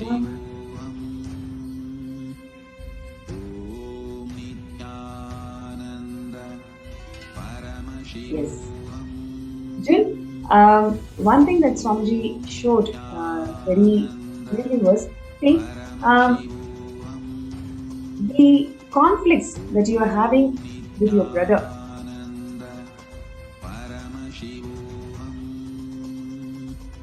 And all the male figures in your family. Today, decide to complete with this and bring oneness in the relationship. Already we've gone through in the last couple of days about how to bring oneness in the relationships. Just decide to declare perpetual completion. Swamiji beautifully has shared that relationship is just a decision. Anything that you want to manifest in life, it is just you deciding. Moment you decide, you can always burn any incompletions that is standing between you and the relationship. So today, decide to burn any incompletions that you're having with all the male bodies in the family and your brother.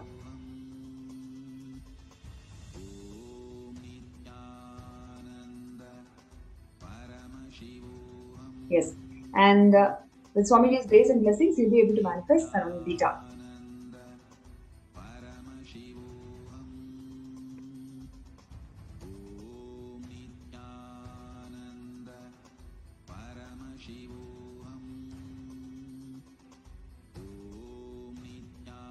And next person who has requested.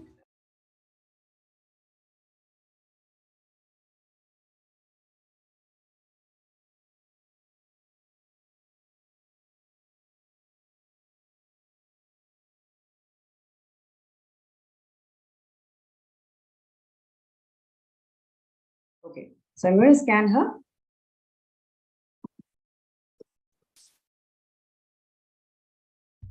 So requesting Magali to please close your eyes and let us chant the Mahavakya.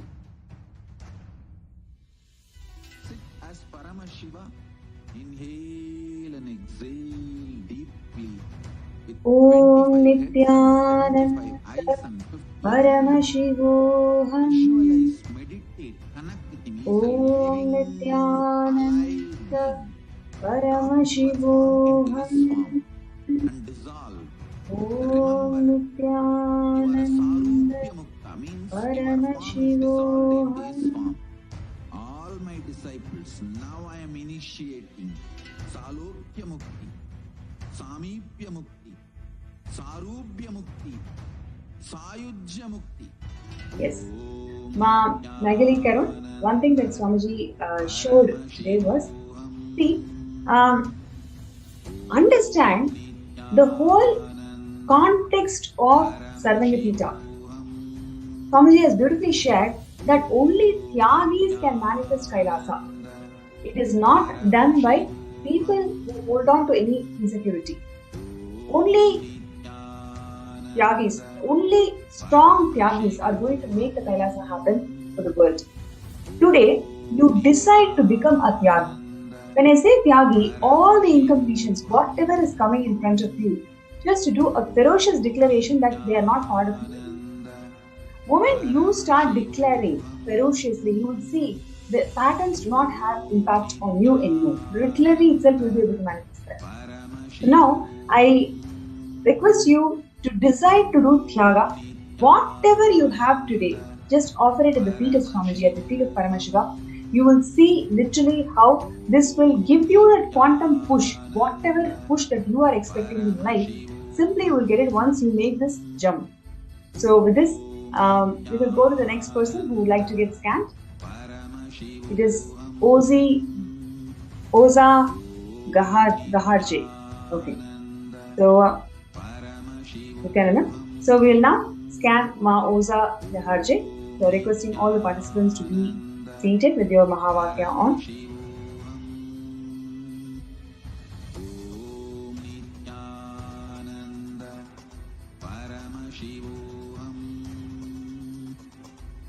Om Nithyananda Paramashivam. Om Nithyananda Paramashivam.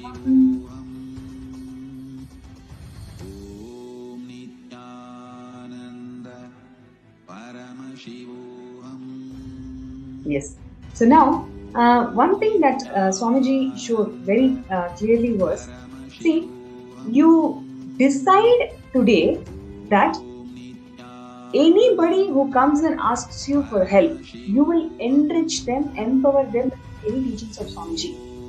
Just do this for 11 people, you will get a positive click, positive shift in your inner space, which will directly help you to manifest SJPK.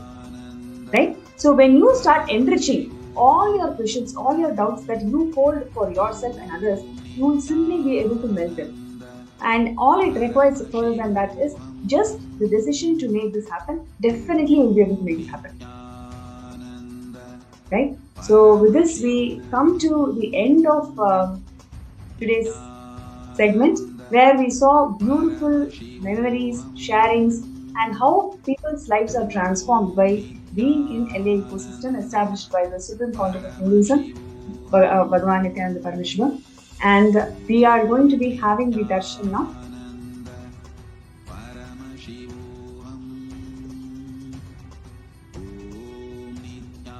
Most awaited moment of the day, we will be having the darshan of Swamiji. So requesting all the viewers and participants to please bring your friends who have been part of the same Zoom room. Invite all of them and let us get ready for receiving the darshan.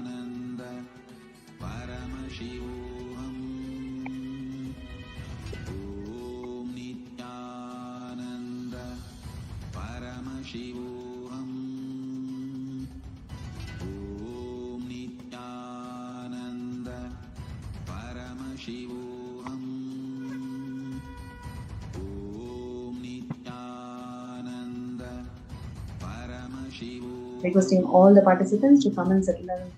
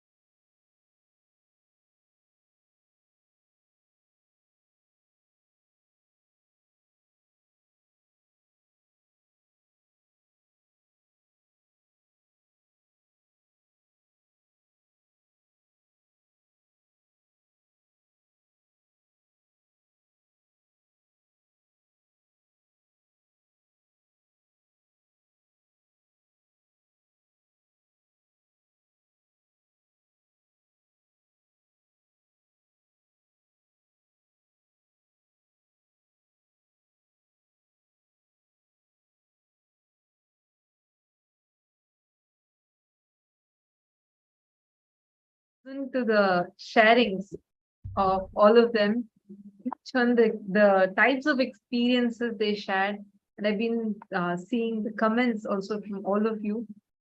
It's been really wonderful. This is how it is to be a part of Swamiji's Kailasa.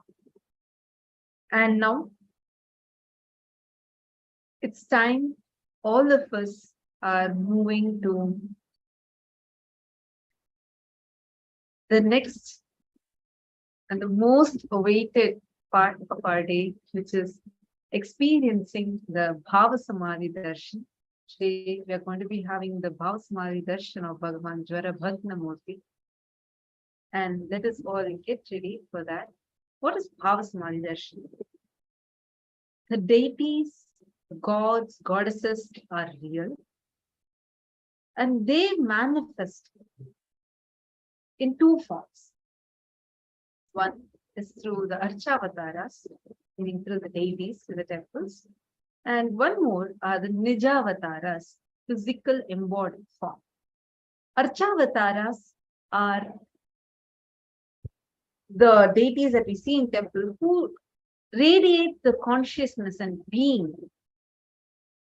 Nijavataras are embodying physically and manifesting physically also. Through the Archavataras, we can experience, we can connect with them. But unfortunately, because human beings are not mature enough, we cannot get higher level spiritual experience directly from the Archavatara. To bridge this gap, out of immense compassion, the Nijavatara manifests in the physical embodied form, comes down as the physical form, giving us all the Bhava Samadhi Darshan in the Nijavatara. And today we all are going to be experiencing the Bhava Samadhi Darshan of Bhagavan Jwara Bhagnamurti. And today, every one of you that are sitting here with us and receiving the darshan, each of you are going to be initiated with the extraordinary power of healing. And every one of you that have joined with us, every one of you that are sitting here, I request all of you to share with us how each of you are preparing for the darshan. Just take a selfie, take 2 minutes to take a picture and post on Facebook. And during the Bhava Samadhi darshan, remember that you are sitting directly face to face with the divine. So at that moment, any sankalpa that you create in your inner space, sankalpa means conscious resolution. So any conscious resolution that you take in your inner space manifests as reality. It is that powerful space where the mirroring of neurons, what we call as Shaktini Pada, happens, which means when you see the avatar in front of you, the exact same neural activity that happens in the avatar's brain starts reflecting in your inner space. That means your brain grows, gets awakened to manifesting higher possibilities and powers in life. So during the Bhava Samadhi Darshan, we request every one of you that are here, that are sitting here with us, make sure you are taking part, you're continuously there in the darshan, sitting in front of the camera and receiving it, so do not miss. And now we'll all be entering into the Bhava Samadhi darshan very shortly. We are going to be receiving the darshan of Vaidheeswara, Jwara Bhagnamurti, and the forms of Paramashiva, Purva Samhara Murti and Vishapaharan Murti. So let's all get ready. And we will now be chanting the Dhyana Shloka.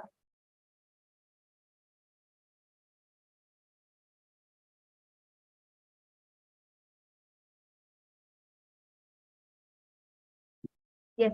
And in the meanwhile, I request every one of you to take a few minutes and please make sure your Panchopachara Puja kit is ready.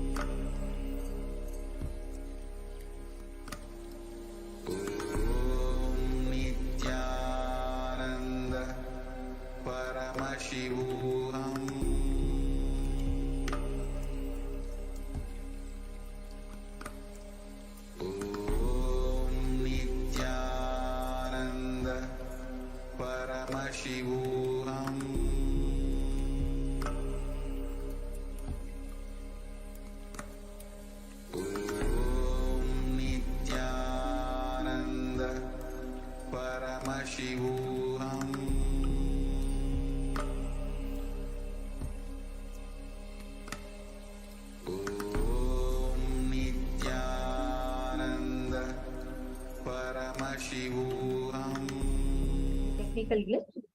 Now, let us all get ready to receive the darshan of Bhagavan Jwarabhagna Murti, Vishapaharana Murti, Kurma Samhara Murti, the forms of Paramashiva, all of them who came down to bestow humanity with the science of healing and a lot more. So we will now be chanting the Dhyana Shloka of Vishapaharana Murti.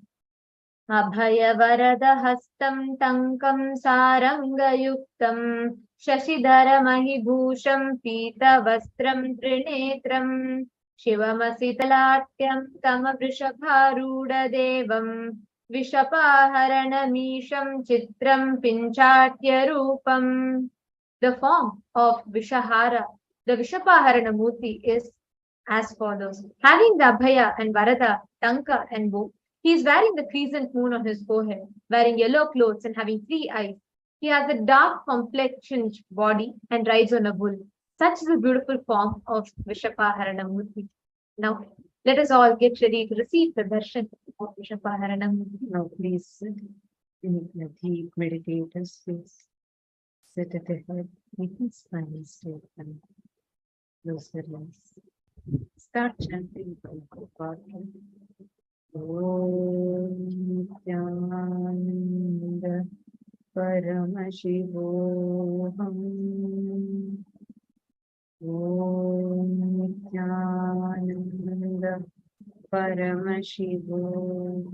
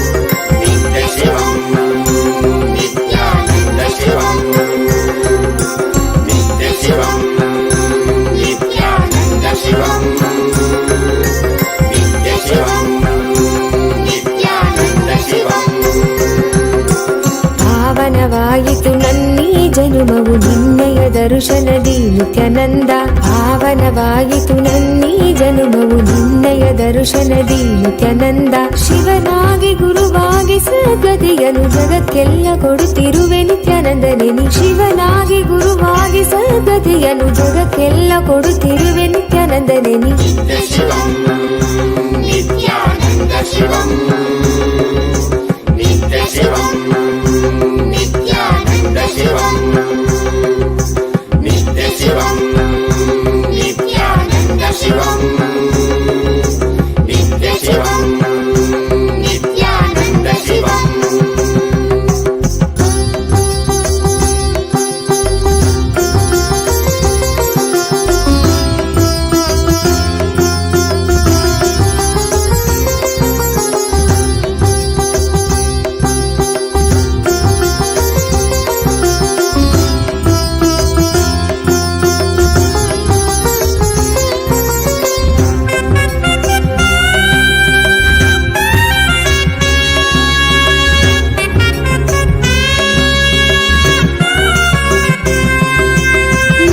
ಶಿವನಾಗಿ ನೀ ದೇವಿಗೆ ಇಂದಿದ್ದೆ ಜ್ಞಾನವ ಜ್ಞಾನ ಗುರುವಾಗಿ ನೀ ಕೊಡುತ್ತಿಹೆ ವಿಶ್ವಕ್ಕೆ ಪ್ರಜ್ಞೆಯ ಮನದಲ್ಲಿ ತನುವಲ್ಲಿ ಕಲ್ಮಶವ ತೆಗೆಯುವನಿ ನೆನೆದವರ ಮನದಲ್ಲಿ ನೆಲೆಸಿರುವನಿ ಮನದಲ್ಲಿ ತನುವಲ್ಲಿ ಕಲ್ಮಶವ ತೆಗೆಯುವನಿ ನೆನೆದವರ ಮನದಲ್ಲಿ ನೆಲೆಸಿರುವನಿ ಜೀವನ್ ಮುಕ್ತನಾಗಿ ಬಾಳುವಂತ ಕಲೆಯನ್ನೇ ಕಲಿಸಿದಂತ ನಿತ್ಯಾನಂದನಿ ಜೀವನ್ ಮುಕ್ತನಾಗಿ ಬಾಳುವಂತ ಕಲೆಯನ್ನೇ ಕಲಿಸಿದಂತ ನಿತ್ಯಾನಂದನಿ ಶಿವಂ ನಿತ್ಯಾನಂದ ಶಿವಂ ನಿತ್ಯ ಶಿವಂ ನಿತ್ಯಾನಂದ ಶಿವಂ ನಿತ್ಯ ಶಿವಂ ನಿತ್ಯಾನಂದ ಶಿವಂ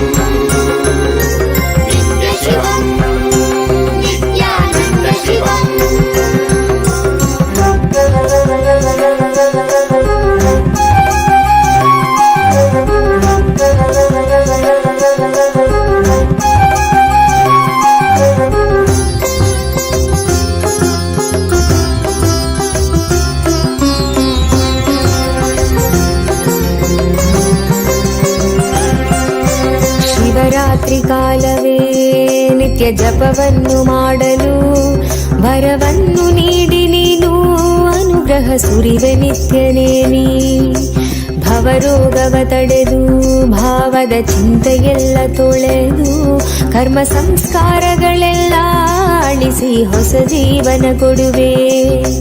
ಪಾವನವೇ ನಾಡಿದು ನಿನ್ನ ಪಾದಗಳ ಸ್ಪರ್ಶದಿ, ಪಾವನವೇ ಬೀಡಿದು ನಿನ್ನ ಕಲ್ಪತರು ದರ್ಶನದಿ.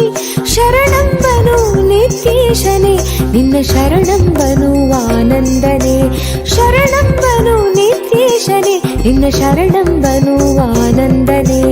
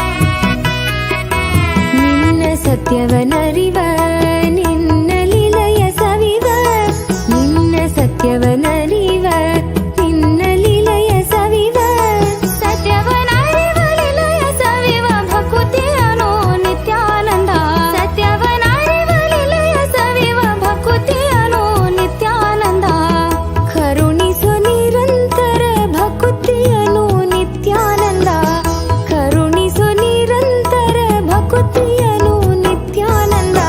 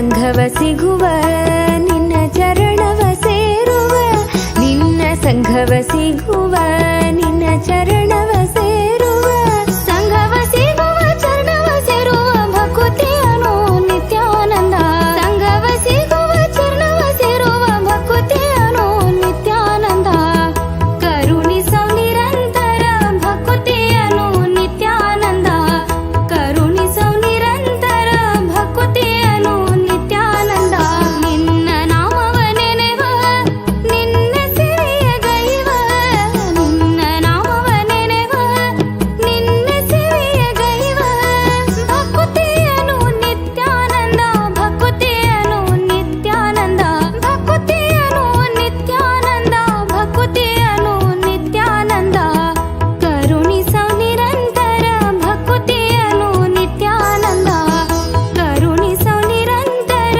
ಭಕುತಿಯನು ನಿತ್ಯಾನಂದ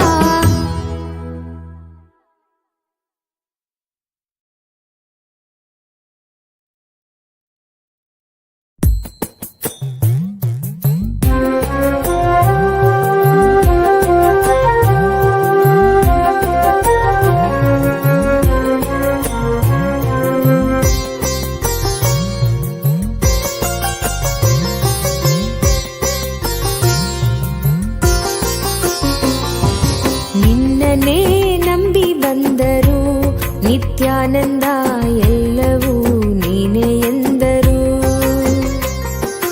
ನಿನ್ನನೇ ನಂಬಿ ಬಂದರು ನಿತ್ಯಾನಂದ ಎಲ್ಲವೂ ನೀನೇ ಎಂದರು ನಾನೇ ನೀನಾದರೂ ನೀನೇ ನಾನಾದರೂ ನಾನೇ ನೀನಾದರೂ ನೀನೇ ನಾನಾದರೂ ನೀನೇ ನೀನೇ ಎಂದೆನ್ನ ಬಹುದೇನು ನಿತ್ಯಾನಂದ ನಿನ್ನನೇ ನಂಬಿ ಬಂದರು ನೀನೇ ನೀನೇ ಎಂದೆನ್ನ ಬಹುದೇನು ನಿತ್ಯಾನಂದ ನಿನ್ನನೇ ನಂಬಿ ಬಂದರು ನಿತ್ಯಾನಂದ ಎಲ್ಲವೂ ನೀನೇ ಎಂದರು ನಿನ್ನನೇ ನಂಬಿ ಬಂದರು ನಿತ್ಯಾನಂದ ಎಲ್ಲವೂ ನೀನೇ ಎಂದರು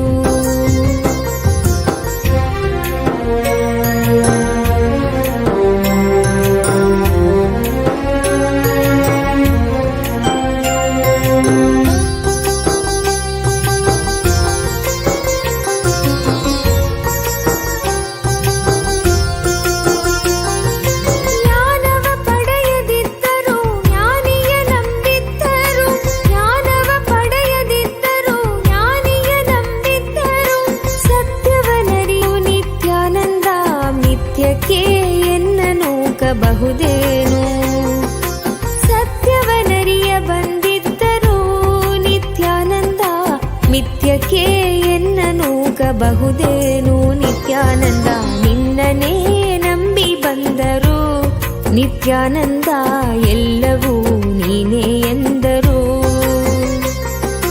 ನಿನ್ನನೇ ನಂಬಿ ಬಂದರು ನಿತ್ಯಾನಂದ ಎಲ್ಲವೂ ನೀನೇ ಎಂದರು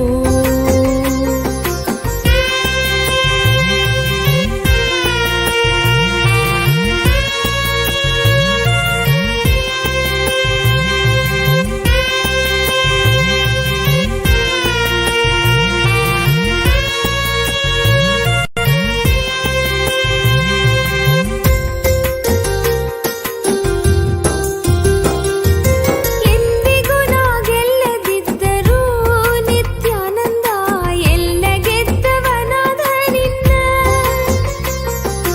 ಎಂದಿಗೂ ನಾ ಗೆಲ್ಲದಿದ್ದರೂ ನಿತ್ಯಾನಂದ ಎಲ್ಲ ಗೆದ್ದವನಾದ ನಿನ್ನ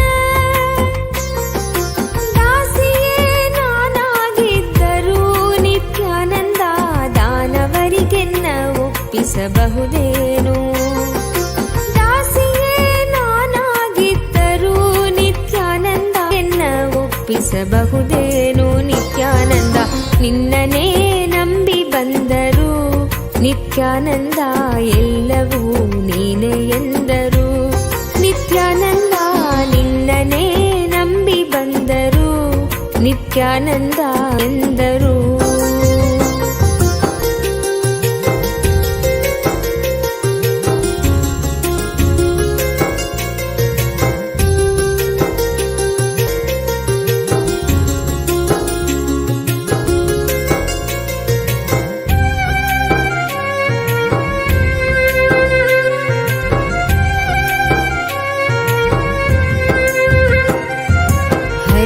ಅರಿತವರು ಅರಿತಂತಿದ್ದರು, ಅರಿಯದವರು ಅರಿತಂತಿದ್ದರು, ಅರಿತವರು ಅರಿಯದಂತಿದ್ದರು, ಅರಿತವರು ಅರಿಯದಂತಿದ್ದರು. ಇದೆಲ್ಲವರ ಅರಿವು ನಿನಗಿದ್ದರು ನಿತ್ಯ, ಇದೆಲ್ಲವರ ಅರಿವು ನಿನಗಿದ್ದರು, ಅರಿಯದವನಂತೆ ನೀ ಸುಮ್ಮನಿರಬಹುದೇನು. ನಿನ್ನನೇ ನಂಬಿ ಬಂದರು ನಿತ್ಯಾನಂದ ಎಲ್ಲವೂ ನೀನೇ ಎಂದರು. ನಿನ್ನನೇ ನಂಬಿ ಬಂದರು ನಿತ್ಯಾನಂದ ಎಲ್ಲವೂ